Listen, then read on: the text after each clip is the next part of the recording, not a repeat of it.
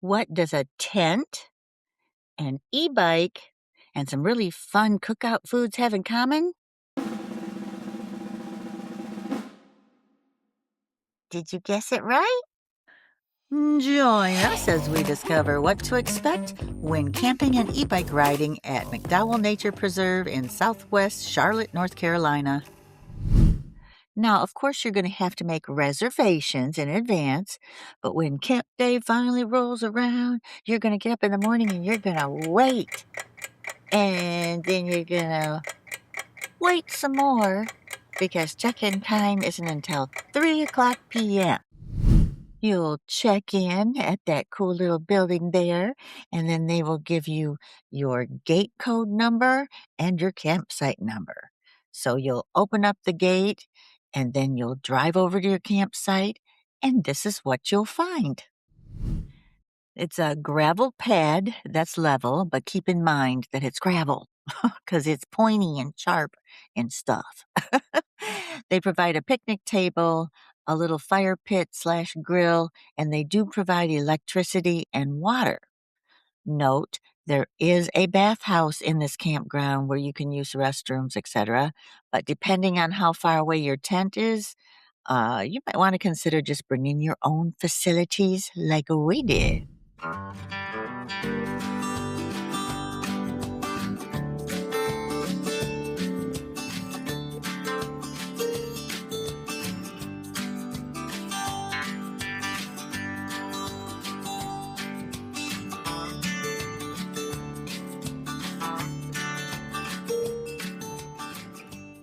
It was really hot on the day that we went camping. It was punching up towards 100, so we went for a bike ride to cool down. Now, as far as the bike rules go, you can ride all around inside the gated campground area, and you can ride on the main roads. But all those nifty trails that are all over the place, you cannot ride on them. No bikes allowed. And when you get down to the lake, well, you can look at it, but you cannot touch it. Thank goodness it was very shaded on this whole entire ride. Whew, felt so much better. Okay, that feels much better. Oh, that feels so much better. Right. I like it. Oh, look, there's somebody else's bike. Oh, that feels good. Oh, that feels good.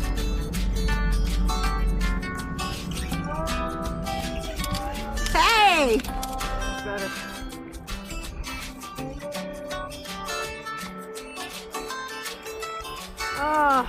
Oh God, I needed that. Ooh. Oh.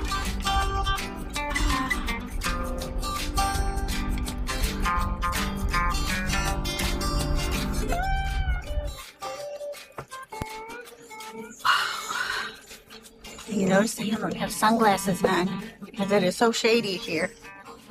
What's that say? The Nature Center.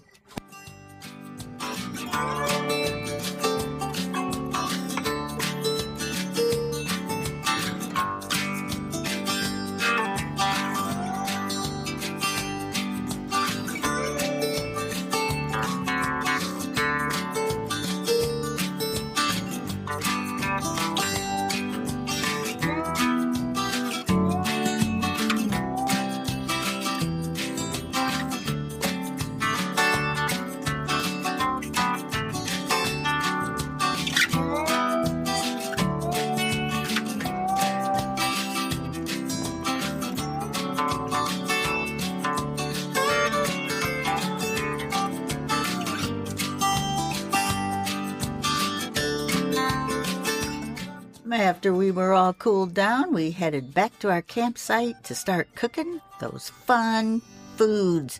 We went with a turtle theme.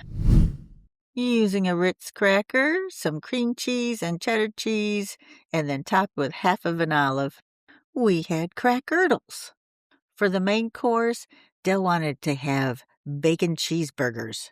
Making bacon takes a very large pan, a very long time, and leaves a very big greasy mess. So I whipped out my secret weapon, Spam. Spam bacon is a great substitute, especially when camping. Best way to accomplish this is to take some spam and slice it up with a cheese cutter. That's smooth and it works really well. And then after you've got those all sliced up, you're going to take a cookie cutter and cut out some turtle shapes.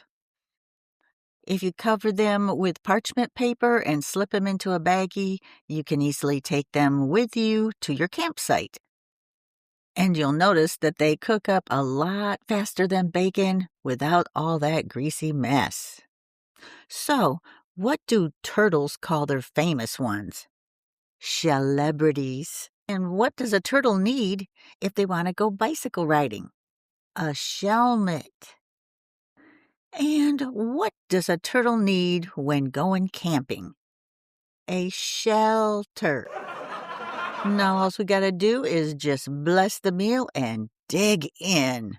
Gracious Heavenly Father, we thank you for this food we're about to receive. We praise your blessing for the nourishment of our bodies and our bodies for your service. In Christ's name we pray. Amen. Amen. After that, it was time for dessert.